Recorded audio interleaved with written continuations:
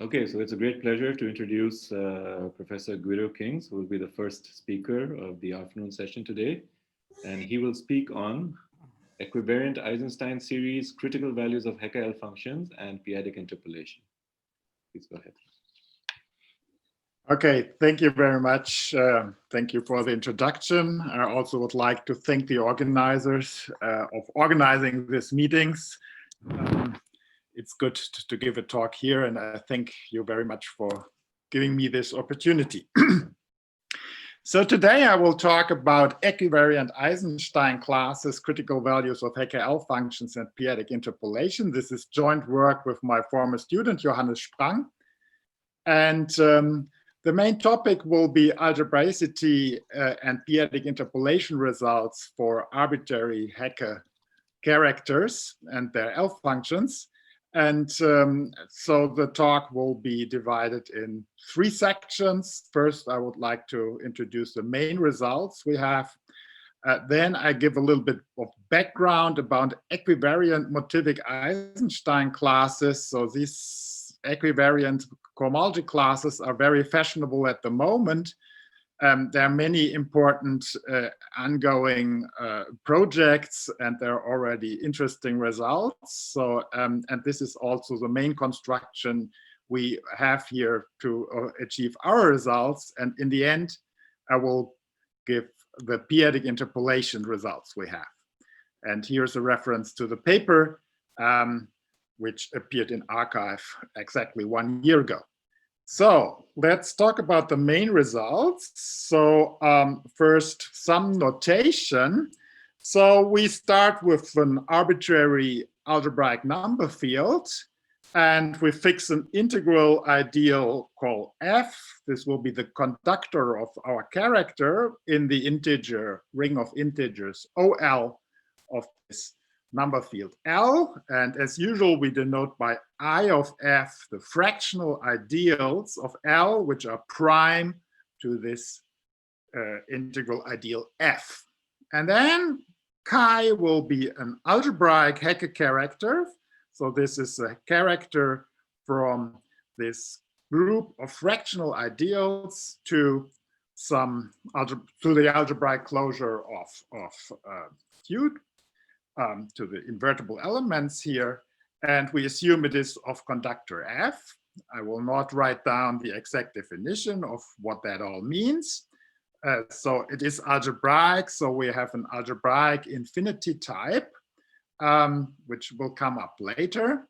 And then choosing an embedding of Q bar into C, we can define the L function or the L series of that algebraic Hecke character in the usual way. So we take the value of that character at an ideal A, which is prime to F, and then we divide by the norm of this ideal to the power S, and this is the L function. So with this notation, we have the following expectation. So the critical values, whatever that is, of this L function divided by suitable periods, to be specified in a moment, are algebraic numbers. This is Deligne's conjecture.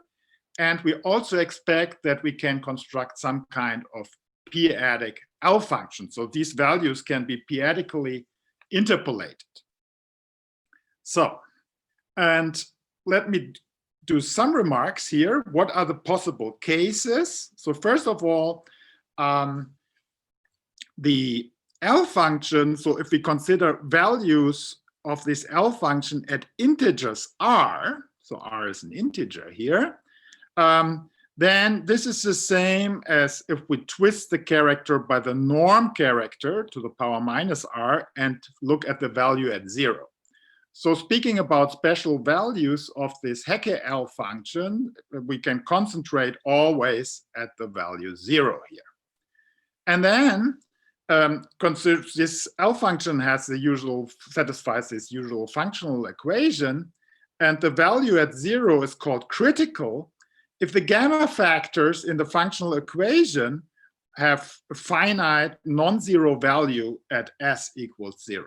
Yeah, so you can express this, of course, in terms of the infinity type of this algebraic character. So now there are two cases where critical L values can appear. And the first case is you have a totally real field, and then chi is of the form a Dirichlet character, and so a finite order Hecke character if you want, and times a norm character. Or the other case is you have a field which contains a CM field, K, and then there are some conditions on the infinity type of chi. Okay. So what is known about these critical values? Known results. So first of all, in the totally real case, this is an old story starting with Klingon and Siegel in the 60s. So they proved that L chi of 0 in the case L totally real, so essentially for Dirichlet characters, these are algebraic numbers, so even rational if you, I mean, you can specify exactly the value where the value lies in. This depends on the value group of the character, of the Dirichlet character. And then several people, Deligne, Ribet, Barsky, and Kasu-Nuges, constructed the P-Adic L function in this case. Yeah. Okay. What else is known? So in the case where L is equal to K, a CM field, there is an old result by Damerel in the case where K is imaginary quadratic. And more generally then, Shimura in the 70s proved that L chi of 0 divided by periods, this is an algebraic number, yeah? Which he didn't specify very explicitly, but can be made a little bit precise. And then Katz essentially 1 year later constructed a P-Adic L function for, in this case, for interpolating these critical values of Hecke characters. How that works you will see later when I explain our interpolation results. Okay, and then Blasius, beginning 80s, he proved the Deligne conjecture is true, which means that he could say more precise things about these periods and very precise results about this quotient, so in which number field lies this quotient. Okay, these are the cases of a CM field. And what is quite open is the general case where L contains a CM field. So L is an arbitrary number field. And there are very few results. So Coleman and Schneps, they proved, so first Coleman proved for K imaginary quadratic, and certain extensions L, he could prove that the L function divided by some periods is algebraic. The L value divided by some periods is algebraic. And then Coleman and Schneps obtained also the P-Adic interpolation in these cases. So they constructed a P-Adic L function. And then Harder, beginning 80s, he announced a computation which would lead to the Deligne conjecture for these fields. This was announced in 1984, but unfortunately the paper never appeared. And here you have also no integrality results because this depends on Harder's theory of Eisenstein cohomology. And there are difficult things involved like multiplicity one theorems, etc. And the integrality cannot be obtained directly from this result. So there's also no P-Adic interpolation or no P-Adic L function in this case. Okay, so let's come to our results. So what we prove with Johannes Sprang is essentially now we generalize all these theorems of Katz-Shimura to the case of an arbitrary number field. So we settle now all critical values in a certain sense, at least not with respect to the Deligne conjecture exactly, but with respect to all the rest. So let me explain exactly what we're doing. So now we have the following situation. We have an arbitrary extension of a CM field. And chi is a critical character, Hecke character, so critical at 0 as before, for this for this number field L. So, and the infinity type is of this form. This is important for the formula, which comes later. But I'm not going to specify this because this is only some numbers. But you can express being critical exactly in terms of the infinity type, as I said earlier. So this is the infinity type of the character. And then, because we have here an integrality result, we fix an auxiliary integral ideal C, which is prime to the conductor F. So the conductor should appear also here in the theorem, sorry.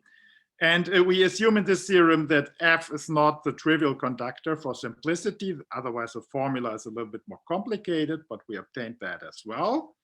And then the formula is, so you have the L value, and then you have a certain factor which makes the L value integral. And then you have a certain period showing up here. And so this is essentially 2 pi I divided by some omega and omega dual. And this will be explained in a second. So, and these are periods of an abelian variety, which I say a little bit more now. So A is an abelian variety with complex multiplication by the ring of integers of our number field L. Yeah. And then we fix a basis of the co-Lie algebra and the co-Lie algebra of the dual abelian variety. And then we consider the associated periods, omega and omega dual. And because we want here an integrality result, I mean, it's of course clear you can always change the periods in such a way that something becomes integral here, because the periods are of a transcendental nature. But later, when you want to apply P-Adic interpolation results, a careful study of these periods is necessary, and then you have to fix the periods once for all, and this is a much stronger result. Yeah. Okay. Then X is a primitive F torsion point on the abelian A. And the field K here, so this whole expression is integral in the sense it lies in the, has values in a certain numbering, and you divide by essentially the discriminant of L, the conductor, or the norm of the conductor, and the norm of this auxiliary integral C. And K, this is the important information here. K is the field of definition of all this data, which I just explained. Yeah. So this is already an algebraicity statement which generalizes Shimura's result, and but it also generalizes the integral refinement of Katz of this Shimura result, which is the main input of his construction of the P-Adic alpha function. Okay, so certain remarks. So there is similar results were announced also a little bit a while ago by Bergeron, Charleroi, and Garcia. They have a completely different method, and they are relying on Katz integrality result. So they have also some integrality result. So far, I don't know if the paper is already out yet or not. Okay. Domblasius pointed out that one immediately gets from our computations the following corollary. So recall that here in the formula omega, these were periods of an abelian variety with Cm by OL. But for the Deligne conjecture, you need somehow other periods appearing here, namely the periods of the Hecke character, of the motive of the Hecke character. And the main work of Blasius on the Deligne conjecture is that he compared these two types of periods. So the upper ones he calls Katz periods, and the lower ones, this is the Deligne period of the character chi. And one can immediately check that from our results that in this general case, the weak Deligne conjecture holds in the sense that this quotient, the L value of chi at 0 divided by the Deligne period of the motive of chi is an algebraic number. So the exact Deligne conjecture, so if you don't want the weak but the strong Deligne conjecture, then you want to say that this is actually not in Q bar, but you want to have it in the group, in the number field where chi takes its values. Yeah. So, and this is more difficult. And at the moment, I think we can get it out of our results as well, but this is not written and not yet proved. Okay, so let's go further. So we have also now, these integrality results are only interesting if you want to do P-Adic interpolation. Otherwise, the algebraicity result is the more interesting thing. But we get also the following P-Adic interpolation result. So, let's fix a prime number P, which is prime to the discriminant of our field L, where the Hecke character lives, and assume that the Cm type of L, so which belongs to this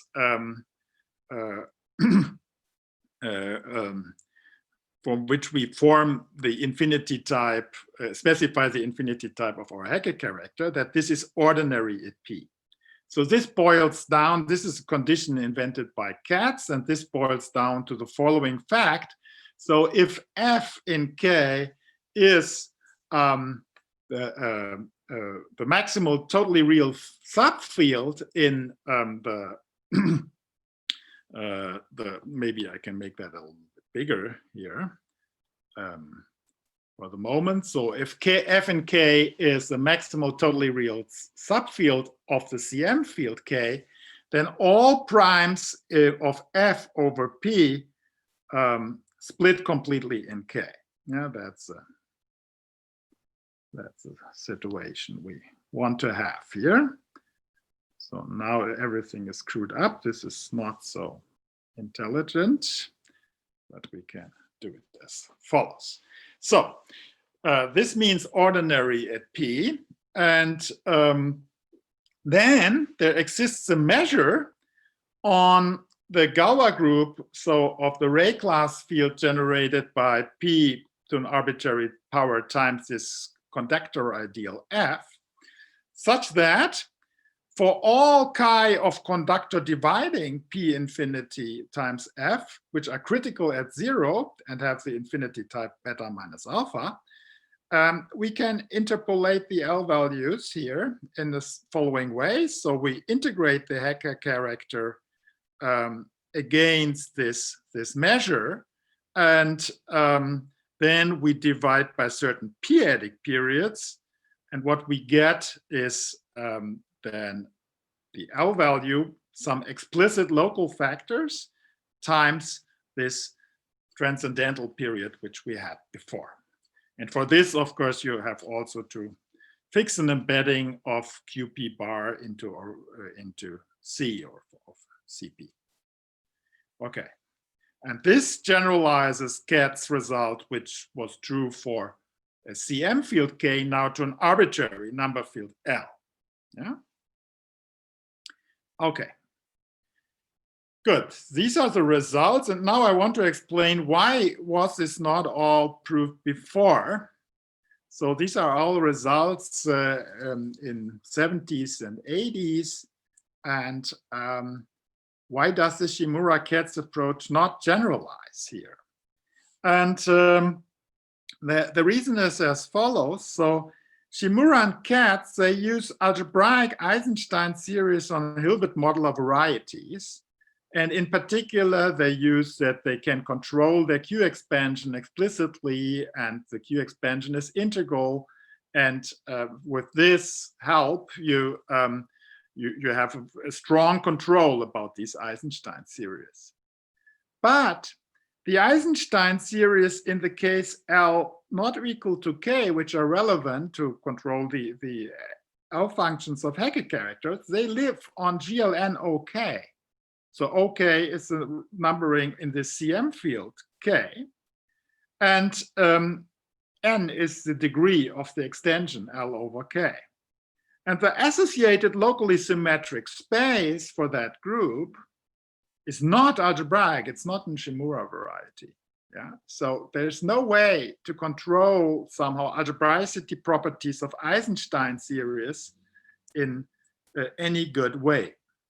And further, out of these Eisenstein series, you have to produce real analytic Eisenstein series, and Shimura and Katz do this in the same way. They use essentially the Math-Shimura operators on the base and their algebraicity properties, and these are also not available in this setting. So you have to invent several new ideas to really prove this. So, and this brings me to our approach. Let me give an overview. So we do it as follows. So we don't start with Eisenstein series on some space, but we give a direct cohomological construction of classes, which then turn out to be, if you evaluate them, compute them in coherent cohomology, they turn out to be Eisenstein-Kronecker series. So what we're doing is we work with a single abelian variety with CM by OL, yeah? And to replace the base, we're working with equivariant cohomology, yeah? So this means we consider the OL star action on A, which we have because A has CM by OL. Let's talk about our approach here to the to prove the theorem. I just started to say that we construct certain cohomology classes, which then turn out to be Eisenstein-Kronecker series. And then we have to do to get at the integrality. This construction uses the completed Poincaré bundle on the abelian variety. This is inspired by an idea of Banai and Kobayashi. And then we get somehow integrality of these classes without using any Q expansion. Yeah? And then using an idea which developed Johannes Sprang in his thesis is if you go over to the formal cohomology classes related to this, you get directly a P-Adic measure and then the P-Adic L function. Yeah. So, and this approach is really different, completely different from the approach of Katz and Shimura, even in the case where L is a CM field. So let's give a slide, some details here. So we're going to equivariant motivic classes, but you can also directly think about the Rahm-Eisenstein classes. This is the thing which will be most important. The situation is as follows. You have an abelian scheme over a base S and a discrete group acting on the abelian scheme. And the things you should think about, that there are two very important cases, or maybe three. So you can take simply n copies of A with its GLNZ action. And the case we're using is we take A with complex multiplication by OL, and then we have an OL star action.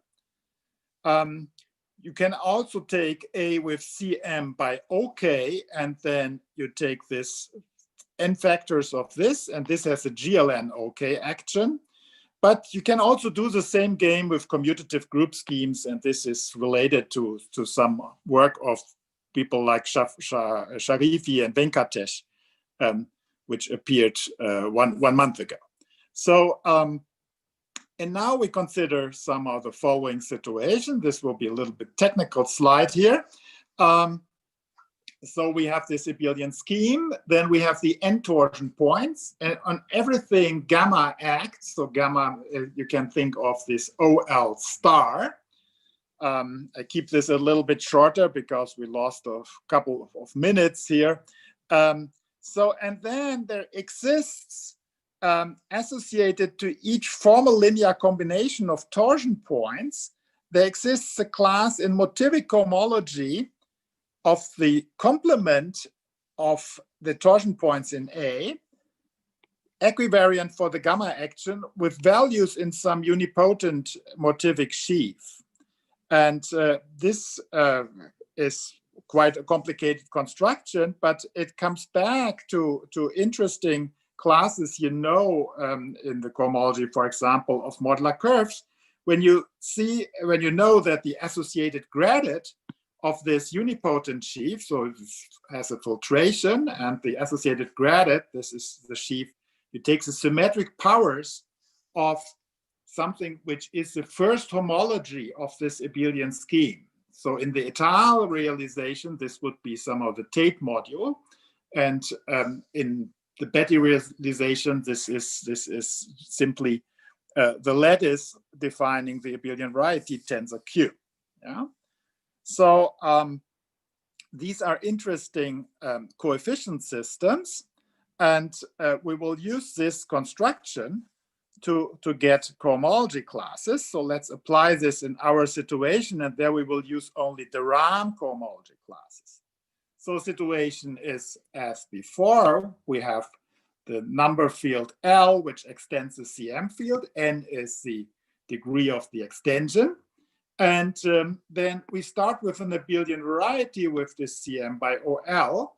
And then one knows by the theory of complex multiplication that this is isogynous to n copies of an abelian variety with CM by OK, which is a CM field. And then the group GLN OK acts in this situation. Yeah. And the action of OL star here is, of course, via the an embedding of OL star into GLN OK. Yeah, so we are in this equivariant situation. And then we consider the RAM cohomology of this. So UN is the complement of the torsion points. Gamma is that group, GLN OK. And here, the RAM coefficient system, which we're considering, this is a certain unipotent sheaf, which has an integral connection. So the integral connection gives you here a resolution. That's the RAM complex in this situation. And with the help of this RAM complex, you get something like a Hodge filtration of this cohomology. This is not exactly the Hodge filtration because otherwise you would need logarithmic poles, etc. But for us, this is sufficient, this kind of naive Hodge filtration. And then we show the first fact that the class we have constructed above, we know from general principles, this lies really in this step of the Hodge filtration. So, and this is somehow the lowest step of the Hodge filtration in here. And this is now a D-1 cohomology class with values in this kind of sheaf. So this is now coherent cohomology. So this is really sheaf cohomology of this, and UN is here, this open part of the abelian variety. Yeah. And this fact plays an important role because these are the cohomology classes which will be related. So in the case where K is the CM field and you're somehow in the situation considered earlier by Katz and Shimura, these classes turn out to be exactly the Eisenstein series or related to the Eisenstein series on Hilbert modular varieties. And this somehow gives the link to the earlier work here. So, but we had this problem that Katz and Shimura used the mass Shimura operators to get out of certain holomorphic or algebraic Eisenstein series, real analytic Eisenstein series. And we do a substitute here, namely, we have no differential operators on the base, like the Shimura mass operators, and we use simply the connection on this bundle and differentiate then in the fiber direction and not in the somehow on the base. The base is only 1 point. There is no differentiation. Yeah. So and that such an approach is possible. This is an important insight of Banai and Kobayashi in earlier work, where they reconsider the P-Adic interpolation results for Hecke characters on imaginary quadratic fields. Yeah, and this is somehow the underlying fundamental principle of their ideas. Okay, and then the construction goes as follows. So you differentiate these Eisenstein classes. So if you do that, then first of all, you get a class here. You do this A times, yeah, and each differentiation gives you one further copy of this differential forms on A.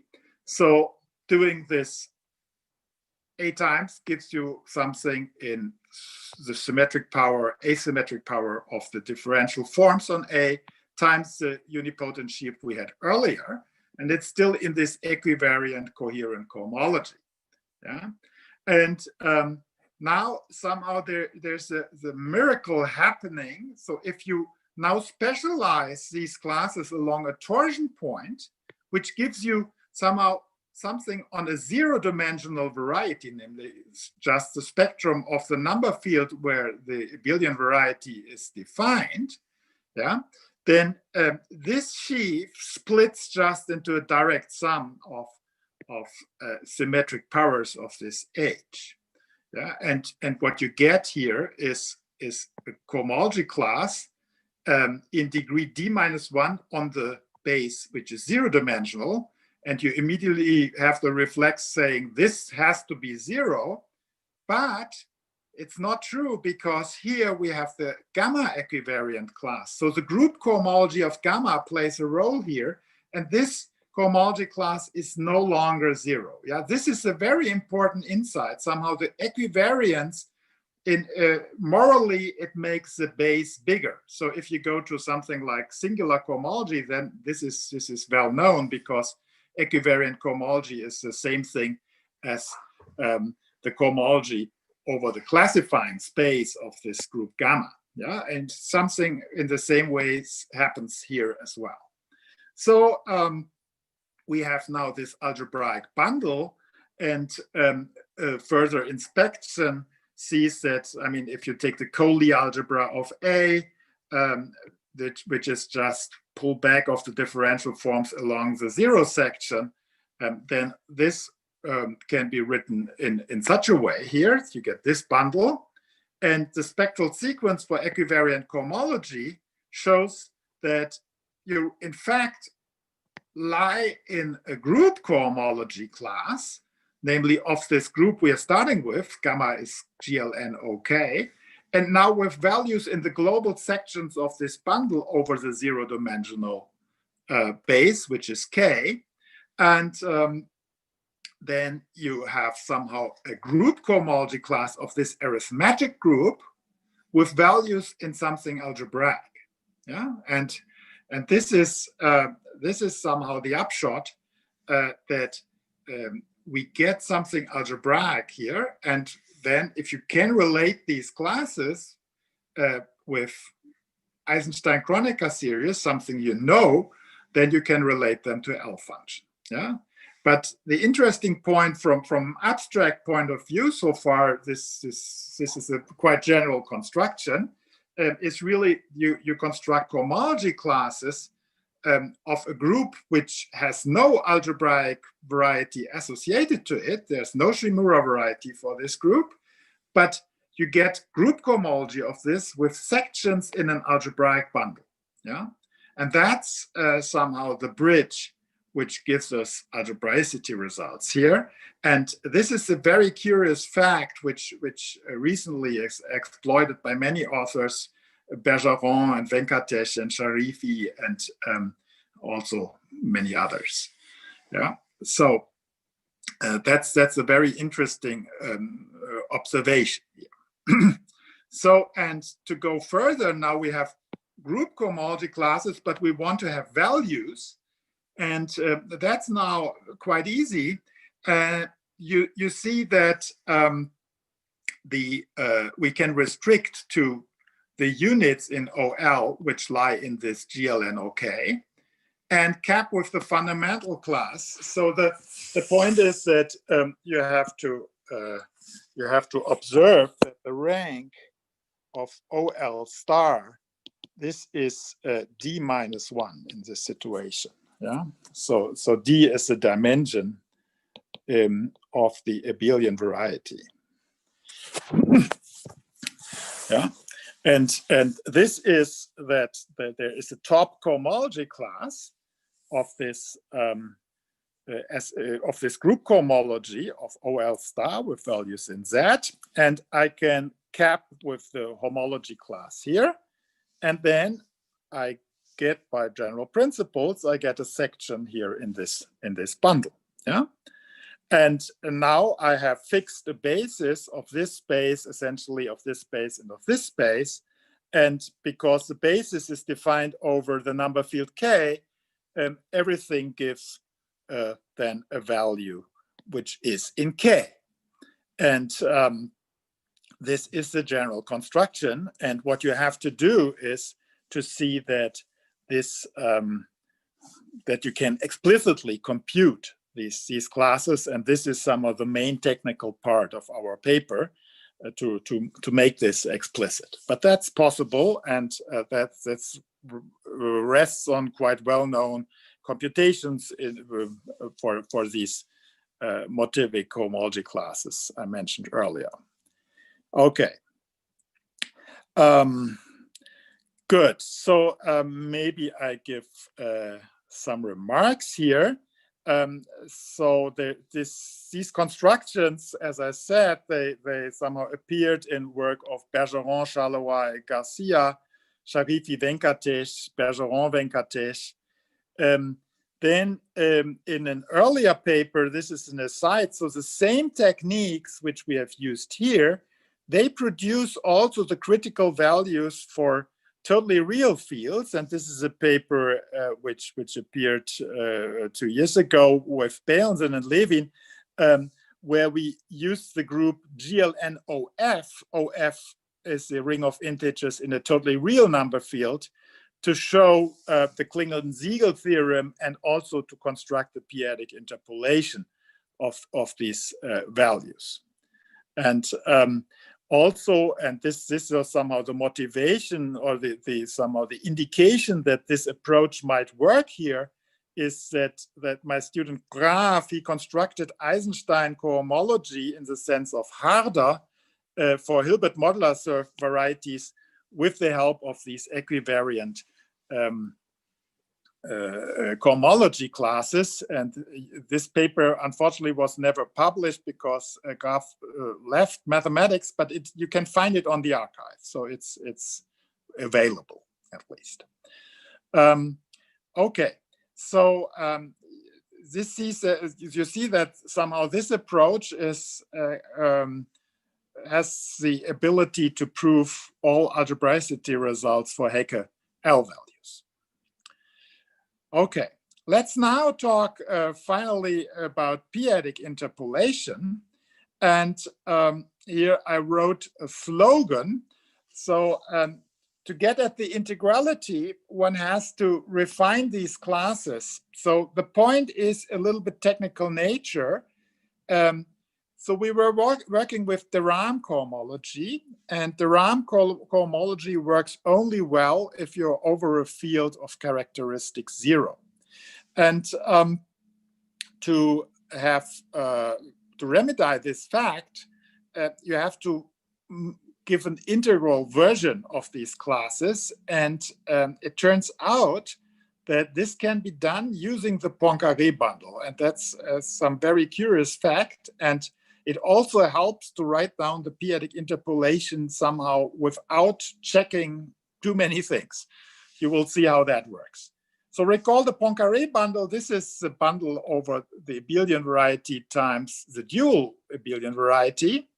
And then there exists something which is called to be the universal vector extension of the dual abelian variety. And this is the group scheme which sits over this dual abelian variety. And the kernel is here essentially the co-Lie algebra of A. And the point here, why we're doing this, is that the pullback of this Poincaré bundle to this universal vector extension, this classifies line bundle with integrable connection. Yeah, just in the same way as the Poincaré bundle classifies line bundles which are algebraically equivalent to 0. This Poincaré bundle classifies line bundles together with an integrable connection. And being the universal bundle, this has itself a connection. Yeah?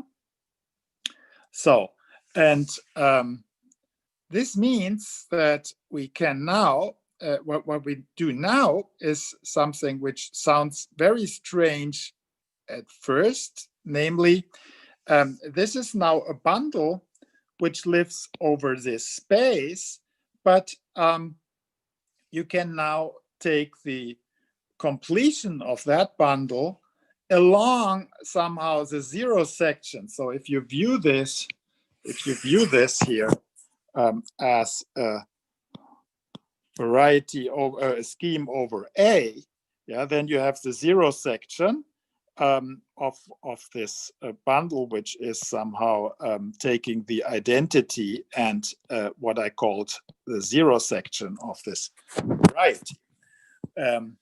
So this, and if I have a bundle here, I can complete it along that 0 section, and I get a bundle on A. And this is then a formal bundle, but it has still an integrable connection. Yeah, and this formal bundle, this completion, this is of course essentially by definition, this is the inverse limit of taking the bundle at the Bth infinitesimal neighborhood of this 0 section.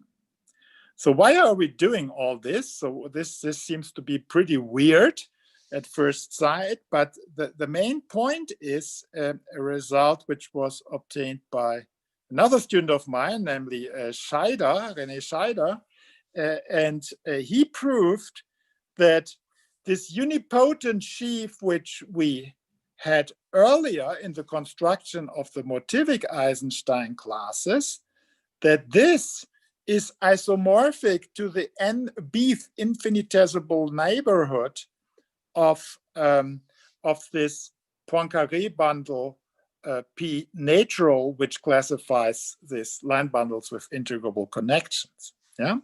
So and you see that this theorem, this means that this strange construction is in fact something like an integral refinement of this Deram coefficient system, which exists over the field of characteristic 0, so of the number over the number field K, which is the field of definition of our CM abelian variety, and this Poincaré bundle, this exists over an arbitrary base. So this gives somehow an integral model of that bundle. Yeah, and this is the reason for that slogan. Yeah, that which I go back to, that to get at the integrality and the P-Adic interpolation, we need somehow the Poincaré bundle, or in fact this P-natural bundle, which is the integral model of our unipotent sheaf which occurred earlier. Yeah, so this is the construction which is behind that, and now once you have that theorem, then it is clear that you want to construct directly a cohomology class with values in here, and the amazing thing is that this is completely possible. And this relies on the known cohomology of the Poincaré bundle, which is completely known. I mean, this is a very old theorems. So the main point really to get at that integrality results is that we have that refinement here of the cohomology classes with values in the Poincaré bundle. Yeah, and so in fact you would like to go here because this compares with the classes we had earlier, which we could compute and relate to Eisenstein-Kronecker series. But it's very easy to show. I mean, we construct this class here in such a way that it maps to the class we had earlier. Yeah. So the difference is that we have here that natural. That's maybe not such a good notation, but anyhow. So this class refines this class, and this already lies not in the infinitesimal neighborhood of this P-natural bundle, but already of the Poincaré bundle itself. Yeah. And this fact we use now to construct in a completely natural and easy way the P-Adic interpolation, the P-Adic measure. And this works as follows. So because sigma is ordinary at P, so if I restrict the completed Poincaré bundle now to the completion of A along the zero section, what I get is an isomorphism with the completed coordinate ring of A times A dual at zero. So this is just a formal power series ring. So that means that infinitesimally, this bundle is trivialized. Yeah? And it is just a power series ring, essentially. But this relies on this condition that sigma is ordinary.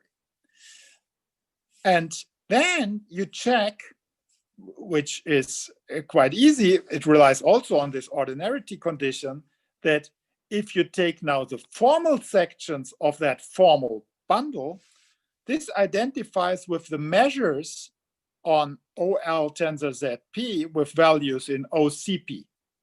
Yeah. So of course we're now base change everything. So this depends on a base change. Depends on base change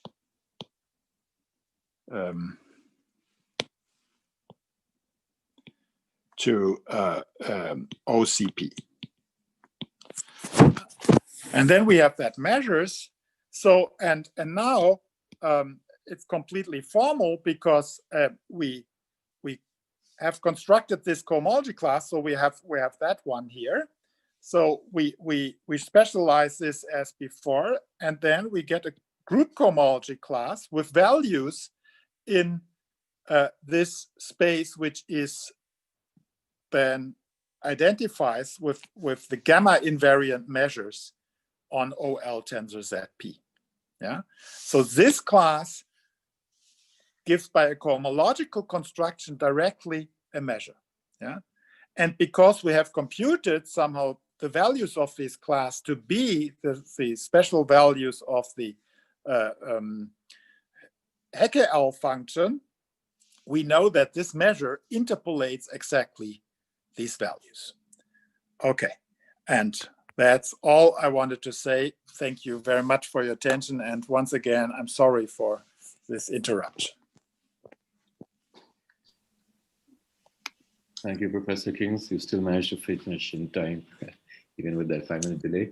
But are there any questions or comments? Please go ahead and ask.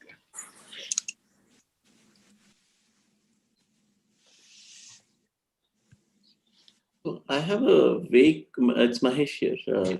I have a vague question about this. So it's very naive, I suppose. But with this new method, can you say what the value would be outside the usual range of interpolation? So let's say we are just in the world of Katz here. Yeah, that's a very interesting question. I mean, we started thinking a little bit about it, but that's of course extremely difficult. I mean, as you know, this is the point is really that in fact you have to study somehow P-Adic regulators of these classes, yes. and these are very hard to get at. Yeah, and it's also not so easy to compute it. So Johannes has some ideas, and but I'm not so sure if this really will work out. I mean, this vague question, I unfortunately can only give a vague answer to that. Yeah.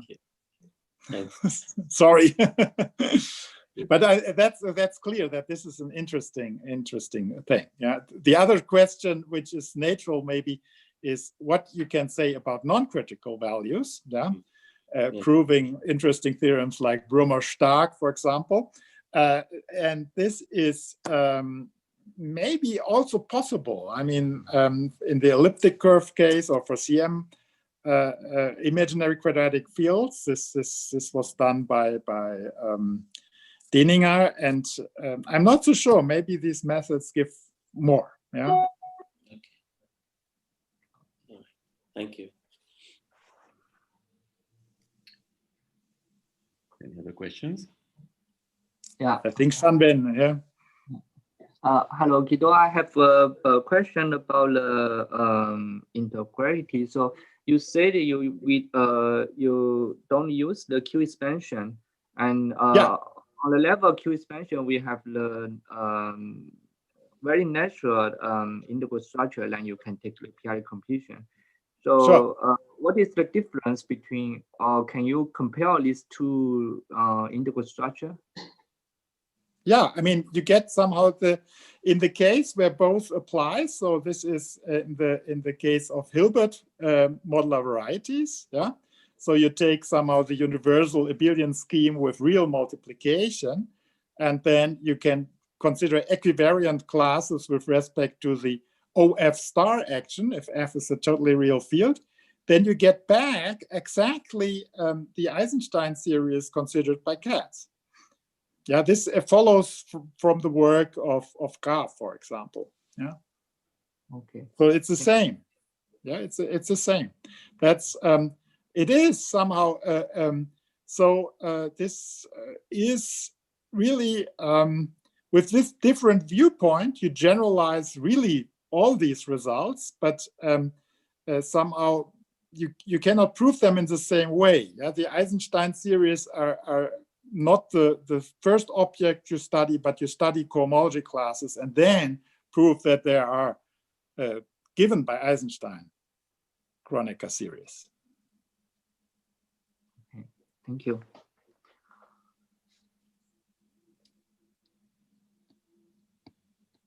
Are there other questions, comments?